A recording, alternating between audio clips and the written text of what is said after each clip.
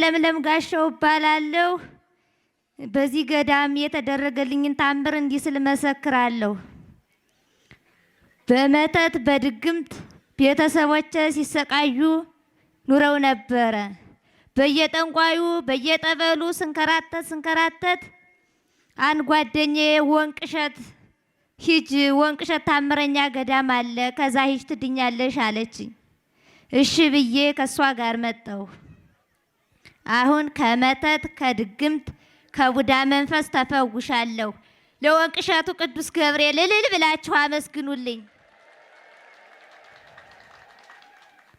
በዛር መንፈስ ስንሰቃይ የልጅ ልጁ በሙሉ ስንሰቃይ ኑረን ነበር።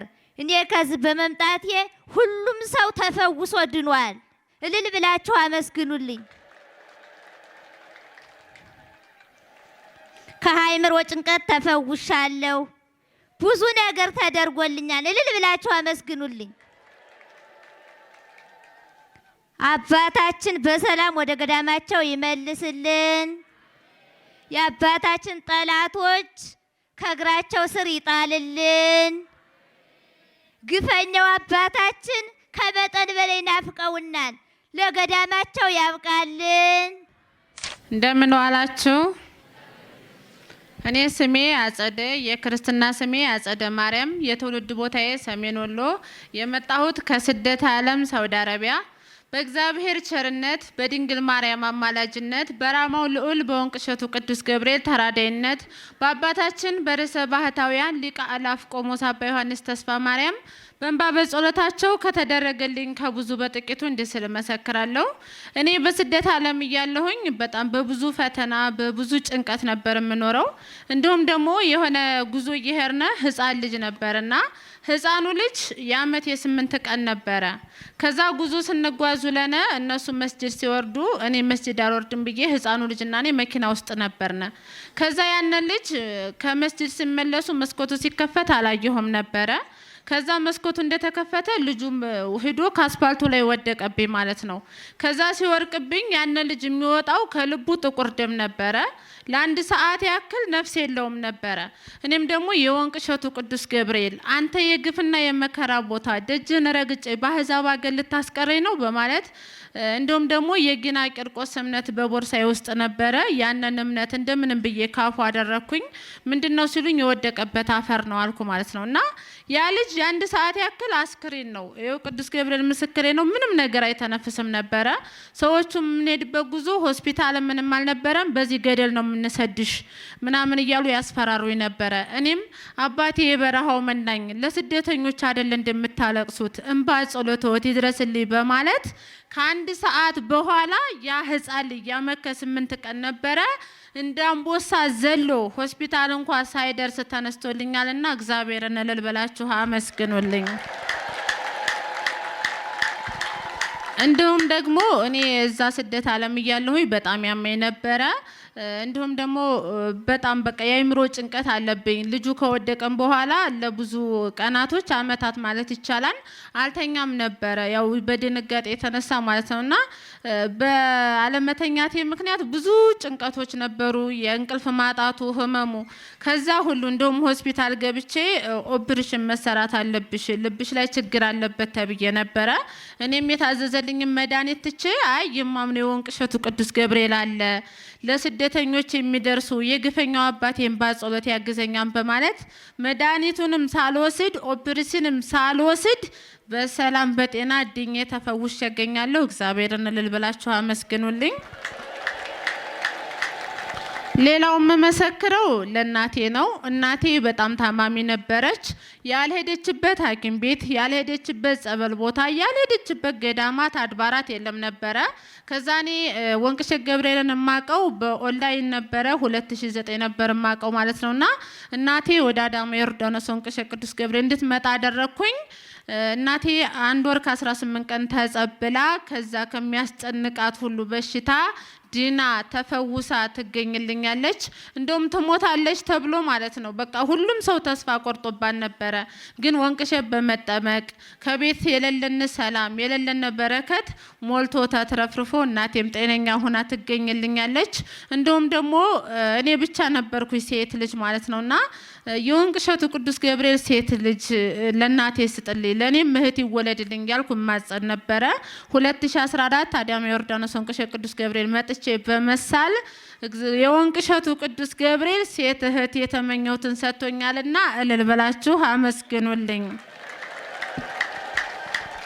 እንዲሁም እህቴ ያጎቴ ልጅ ያው ልጅ ትወልዳለች ከታቀፈች በኋላ ይሞቱባታል ማለት ነው እና ወደ አዳማ ዮርዳኖስ ወንቅሸት ቅዱስ ገብርኤል ልልካት እፈልግ ነበረ። ያው መንፈስ ርኩስ ደግሞ ይሄን ቦታ ስለማይፈልገው እየገረገረን ቢያለኝ እኔም የእግዚአብሔርን ፍቃድ ያው በሙሉ እምነት እየተጠባበቅኩ ነበርና እህቴ አዳማ ዮርዳኖስ ወንቅሸት ቅዱስ ገብርኤል መታ በመጠመቅ 2 ወንድ ልጅ ሞቶባታል። ግን አሁን የወንቅሸቱ ቅዱስ ገብርኤል የወንድ ልጅ እናት አድርጓታልና እግዚአብሔርን እልል በላችሁ አመስግኑልኝ።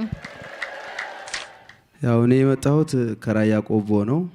ስሜ የዓለም ስሜ አድኖ ነብሮ እባላለሁ። የመጽሐፍ ስሜ ገብረ ኪዳን። ያው እኔ የተደረገልኝን ከረዝሙ ባጭሩ ከብዛቱ በጥቂቱ እንዲህ ስል መሰክራለሁ። እኔ የ12 ዓመት በሱስ ዓለም የተንገላታው ሰው ነበርኩ። ሱሰኛ በጣም ሱሰኛ ነበርኩ። በጫትም በሲጋራም ሱሰኛ ነበርኩ። በዛ ተመሳሳይ መጠጥ ሰካራም ነኝ እና እዚህ ቦታ ላይ በመረገጤ ከሲጋራም ከጫትም ሱስ እስካሁን ድረስ በቃ ተፈውሻለሁ ማለት ነው። ስለዚህ እልል ብላችሁ አመስግኑልኝ። በመቀጠል በወቅታዊ ጉዳይ ከመንገድ ስንመጣ ያው ተረሽኘ ነበር ማለት ነው። መንገድ ላይ ስመጣ አጋጣሚ እዚህ ቦታ ላይ የሚስቴ ወንድም አለ። እሱ ጸሎት አሲዞልኝ ከተንበረከኩበት ቦታ ላይ በጆሮዬ የሰው ሽኩታ ይመስላል በጆሮዬ አይዞህ የሚል ድምጽ ሰማሁ። ከዛን እነሱ ይጣላሉ፣ ይጨቃጨቃሉ በጣም መጨረሻ ላይ በቃ የሆነ ድምጽ ብቻ ተነስ የሚል ድምጽ ነው የሰማሁት። ብድግ ባልኩ ሰዓት ግን እነሱ አይደሉም ሌላ ነገር ነው።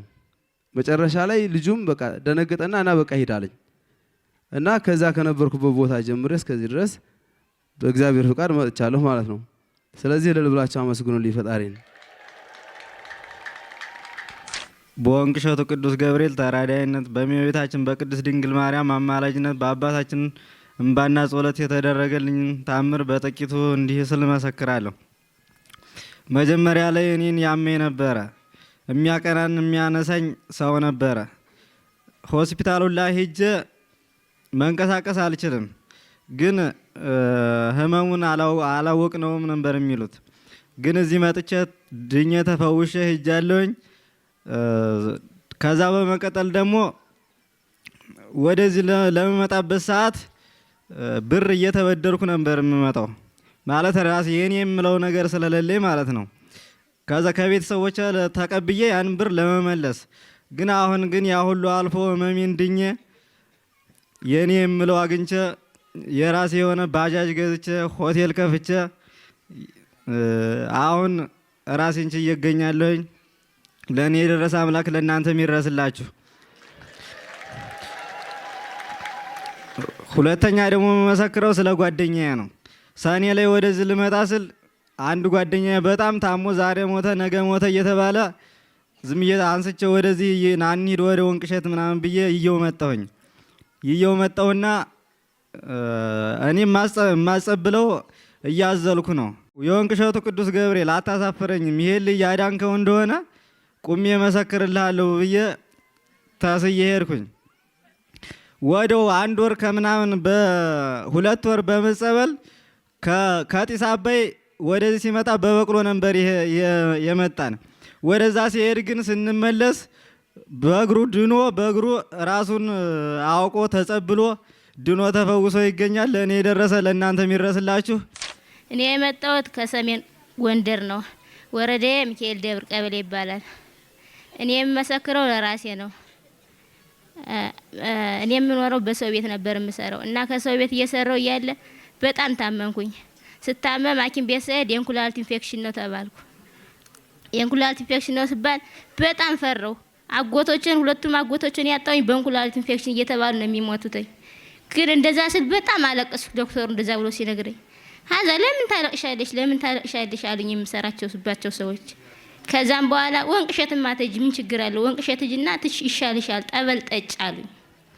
ከዛም በኋላ ስራዬን ትቼ መጥቼ ወደ ወንቅሸት መጣሁ። ወደ ወንቅሸት መጥቼ ጠበል እየጠጣሁ እያለ በተቅማጥ እያለደለደ ወጥቶ ሊወርቆልኛል። ይሄ ድረስ እናንተ ብለስላችሁ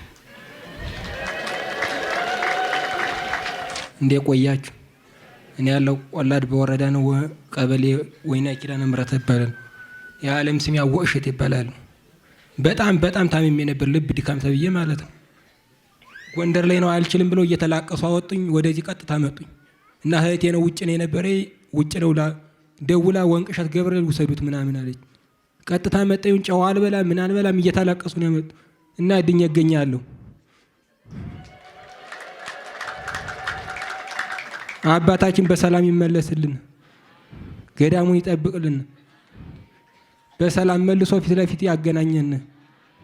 ለእኔ የደረሰ ለእናንተ ይደረስላችሁ። እሷ መጣ ወንድ ልጅ ወልዳ ትገኛለች። እልል ብላችሁ አመስግኑን። ያንሳል ሞቅ ያለ ጨብጨባ እንደዚህ ያንሳል። ስላዳመጣችሁኝ አመሰግናለሁ። ለእኔ የደረሰ ለእናንተ ይድረስላችሁ። የእግዚአብሔር ቤተሰቦች፣ የድንግል ማርያም የአስራት የበኩራት ልጆች፣ የአባታችን የአባ ዮሐንስ የመንፈስ ፍሬዎች በእግዚአብሔር ስም እንደምን ዋላችሁ? እንደምን እስከዚህ ሰዓት ቆያችሁ? የመጣሁት ሰሜን ጎንደር ጃና ሞራ ወረዳ ነው። ስሜ ወርቅዬ ጥፍጡ ይባላል። የክርስትና ስሜ ሁለተ ማርያም ይባላለሁ። በእግዚአብሔር ቸርነት በድንግል ማርያም አማላጅነት በቅዱስ ገብርኤል ተራዳኢነት የተደረገልኝ በአባታችን በአባ ዮሐንስ ተስፋ ማርያም ባጽና ጸሎት የተደረገልኝ እንደዚህ ሲል መሰክራለሁ። እኔ ለእህቴ ነው መጀመሪያ የምመሰክረውና እህቴ ነፍሰ ጥሩ ነበረች እና ስትአረግዝ በጣም ትታመማለች። የወንቅሸቱ ቅዱስ ገብርኤል በሰላም ጠጤና እህቴ ትውለድልኝ እንጂ ቁሜ ምስክርነት እሰጣለሁ ብዬ ነበር። እህቴ በሰላም በጤና ወልዳልኛለች። እግዚአብሔርን እልል ብላችሁ አመስግኑልን። ከዛ በመቀጠል አንድ ያጎቴ ልጅ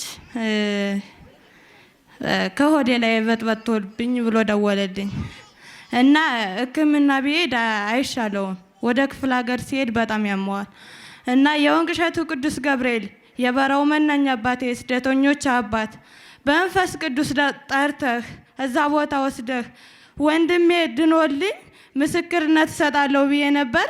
እዚህ መጥቶ አሁን ድኖ ተፈውሶ በአውደ ምሕረቱ ይገኝልኛል። እግዚአብሔርን እልል ብላችሁ አመስግኑልኝ። እዛ በመቀጠል አንዲት ጓደኛዬ ናትና እዚህ ነው ማቃትና አንድ እግሯ ሸባ ነው። እቺ ልጅ ድና አያት ሆን እል ነበር እና ለምስክርነት እንደው ድና ካየዋት ምስክርነት እሰጣለሁ ብዬ ነበር።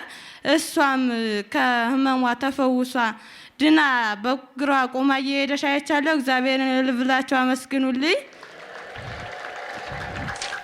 እንደምን አመሻችሁ። ስሜ ገብረ ኪዳን እባላለሁ። የመጣሁት ከሰሜን ጎንደር ነው። በእግዚአብሔር ቸርነት በእናታችን በቅድስት ድንግል ማርያም አማላጅነት በመልአኩ በቅዱስ ገብርኤል ተራዳኢነት በአባታችን በአባ ዮሐንስ ተስፋ ማርያም ባና ጸሎት በፍጡነ ረድኤት በሰማዕቱ በቅዱስ ጊዮርጊስ ፈጥኖ ደራሽነት አማላጅነት የተደረገልኝን ለመመስከር በዚህ ያውቁም ያለው ያው እኔ በጣም ሆዴን ያመኝ ነበር። ሆዴን እዚህ አካባቢ ነው በጣም ሲያመኝ ነበር። ብዙ ሕክምናም ሄጃለሁ። ጎንደር ሄጃለሁ። ባህር ዳርም ደግሞ እስከ አዲናስ ከፍተኛ ክሊኒክ ሄጃለሁ። ግን ምንም ነገር የለብም ነው የሚሉኝ እነሱ ማለት ነው። ፍጹም ጤነኛ ነህ ብለው የጨጓራ ክኒና ምናምን ይሰጡኛል።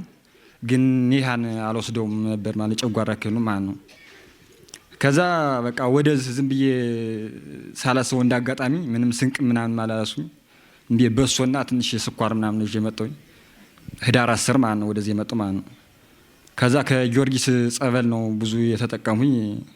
ወደ ወዛ እንትን እንዳሉ ብዙ ጽዳጅ ነገር በሆዴ ወርታች ስለይ ብዙ በቃ እንደ ኮረፋ ያለ ነገር ብዙ ሐሞት መስል ነገር በጣም ብዙ ነገር ወጣልኝ። ጀርባዬንም ደግሞ ያመኝ ነበር። ጾለት ስጀምር ጀርባዬን በቃ እንደዚህ ነው አስሮ የሚይዘኝ ነበር ማለት ነው። እንደዚህ ዝቅ ምናምን ማድረግ አልችልም ነበር እና አሁን ላይ ፍጹም ሰላም ሆኛለሁ። እና ለኔ የደረሰ አምላከ ጊዮርጊስ አምላከ ገብርኤል ለእናንተ ይድረስላችሁ እያለሁ የአባታችንን ባና ጸሎት ሁላችን ፈውሳችሁ እያለሁ አመሰግናለሁ። እግዚአብሔር ይስጥልኝ። እኔ ስሜ ማስተዋል እባላለሁ። የመጣሁት ተሽግልል ቀበሌ ወረዳ ሁመራ። በጣም ያመኝ ነበረ። በአንድ ሳምንት አንድ ማዳበሪያ ኮቸሮ ያስፈላኛል። አስቸጋሪ መንፈስ ነበረብኝ። ከዚያ ሁላ ድኜ አሁን ቁሜ እገኛለሁኝ። ለኔ የደረሰ አምላክ እናንተ ይድረስላችሁ። እንግዲህ እኔ የመጣሁት ከሰሜን ጎጃም ይልማና ደንሳ ወረዳ አዴት ከተማ ነው። የዓለማዊ ስሜ አበበ ጌትነት እባላለሁኝ። የክርስትና ስሜ ደግሞ ገብረ መድን እባላለሁኝ። ወደዚህ ወደ ተቀደሰው ቦታ የመጣሁት እንግዲህ ያው በእግዚአብሔር ቸርነት በማምላክ በወላዲት አምላክ አማላጅነት በቅዱስ ገብርኤል ተራዳይነት ዓለምን ንቆ ለዓለም የሚጸለየው በአባታችን እንባና ጸሎት ከረጅሙ ባጭሩ ከብዙ በጥቂቱ እንዲህ ስል እመሰክራለሁ። ያው እኔ እንግዲህ እህቶችም ወንድሞችም እናቶችም አባቶችም በጥሞና አዳምጡ። እንደኔ ያለ ብዙ ህመምተኞች ሊኖሩ ይችላሉ። ያው እኔ የነበረብኝ በሽታ እንግዲህ የሚጥል በሽታ ነበረብኝ። ይሄ ጀመረኝ ደግሞ በ2015 ሰኔ አካባቢ ላይ ነው። የሆነ አምቼ ሞተና ልቅሶ ሂጄ ከዚያ ሳለቅስ እንደዋልሁኝ ምሽት ላይ ከዚያ ከሰፈር እንዳመሸን ማታ ላይ ተነሳብኝ 3 ሰዓት ላይ። ከዚያ በሽታ እንደጀመረኝ በወር ይጥለኝ ጀመረ። ልክ ፈንግል እንደያዛት ዶሮ ወጥ እየሰራሁ እያለሁኝ ተቀምጬ እያለሁኝ ስራ እየሰራሁ እያለሁ ተቀምጬ እያለሁ ይፈነግለኛል። ስለዚህ እኛ ደግሞ ያው ቤተሰብ ደግሞ ምን እንደሆነ ያውቀው ነበር ያን በሽታ። ያው አንድ ሰው እንግዲህ ከተያዘ ተይዘን ጓደኛችን ምናችን ስናየው እንጂ ዝም ብሎ ቁጭ ብሎ ይህ በሽታ ነው ለማለት ትንሽ ከበዳቸው ቤተሰብ በሙሉ። ከዚያም በኋላ ክረምቱን በሙሉ እንደዚያ ሲያደርገኝ ከረመ። እዚያ አንዳንድ ሰዎች ይሄማ የሚጥል በሽታ የአእምሮ በሽታ ነው ምናምን አሉና ይሄ ምን ማድረግ አለብን ምናምን አሉ። ሲጥለኝ ምናምን ምን ያደርጋሉ መሰላችሁ? ያው እኔ ባልሰማ ክብሪት ምናምን ይጭሩና ባፍንጬ ይከቱብኛል። መጨረሻ ላይ የተወሰነ አረፋ ምን እንዳዳፈቀኝ በኋላ ይመልሰኛል። ምን እንደሆንኩኝ አላውቀውም። ከዚያም በኋላ መስከረም ላይ አካባቢ ሐኪም ቤት ምናምን ሄድኩኝ። ሐኪም ቤት ሄድኩኝና ዶክተሮቹን ሳማክራቸው ምንም አላረጉልኝም። እሺ ምን ያረጋል አሉኝ። እንደዚህ ያረገኛል አልኳቸው። እነሱ ዶክተርናቸውን ትተው እኔ ዶክተር ሆንኩኝ ማለት ነው። እንግዲህ በሽታውን ምን ያረጋል አለኝ። እንዲህ አለኝ። ከዚያ ይሄ ከኒና መውሰድ አለብህ አለኝና በ2016 መስከረም ላይ ከኒናውን ጀመርኩትና እየወሰድኩኝ እያለሁ በቃ ሰውነቴን በጣም አባበጠ። ሆድ የራሱ እንግዲህ ምን ልበላችሁ በጣም እንትን አለብኝ። ከዛም በኋላ ያን ከኒና ስወስደው እንደቆየው በጣም አልመቻቸኝ አለ። 24 ሰዓት ነው ያን ከኒና ወስጄ 24 ሰዓት ነው እንቅልፍ በቃ አልሰማም። ያን ከኒና ከወሰድኩት ቀንም ሌትም እንቅልፍ ስራ ምናምን የሚባል ነገር አቆምኩኝ። ከዚያ እስከ 2016 መጋቢት 7 ምናምን አካባቢ ሄድኩና ዶክተሩን ይሄን ከኒና ግን እስከ መቼ ድረስ ነው የምወስደው ምናምን ስለው ቢያንስ 3 ዓመትና ከዚያ በላይ ተጠቅመዋለህ አለኝ። ይሄን ከኒና እስከዚያ እስከምወጥማ አንደኛ ወጩ ምናምን ደግሞ ከኒናውን እዚህ ባህር ዳር ነበር የምወስደው 600 ምናምን ነው ወስደዋለሁ አንዳንዴ። ይሄን እንደዚህ ማድረግማ እዚያ ለምን እንደው ወዲያ ጥዬ ወደ ጸበል አለድ ምናምን አልኩና እንደመጣሁኝ ያው እዚያ ጢስ አባይ ከሚባለው ከተማ አላውቀውንም። ጢስ አባይን ከተማም ከአባታችን ማረፊያ ቦታ ላይ ገባሁኝ አደርኩ። እግዚአብሔር የተመሰገነ ይሁን። ያኔ አእምሮዬን በጣም ይሸከመኝ ነበር፣ ግን እዚያ ቦታው ላይ እንዳደርኩኝ ትንሽ ቀለል አረገኝ። እንግዲህ ከዚያም በኋላ መጣሁኝ። ሐምሌ 10 እዚህ ከተቀደሰው ቦታ ላይ ተቀመጥኩኝ። ከዚያም ጀመርኩኝ። ጥቅምት 27 እንግዲህ ዓለምን ለፈጠረ ሰማይን ያለባላ ምድርን ያለ ካስማ ያጸናው አባቴ መድኃኒተ ዓለም የመድኃኔ ዓለም ዕለት ቀንም ሙላ ሲቀጠቅጠኝ ዋለ። ከዚያም በኋላ ሽቅብ ዝዝቅ ከመጠ ቀንም ሙላ ዝም ብሎ በቃ። ከዚያም በኋላ ጓደኞች አመጡ። 2 ቀን ዝም ብሎ ምንም ጠጥ አረገኝ። ከዚያ ወዲህ ያው እግዚአብሔር የተመሰገነ ለቆኛል። እኔን የሰማ አምላክ እግዚአብሔር የሰማይም የምድር አምላክ እህቶቼ፣ ወንድሞቼ፣ አባቶቼ፣ እናቶቼ በቸርነቱ እግዚአብሔር ይስማችሁ።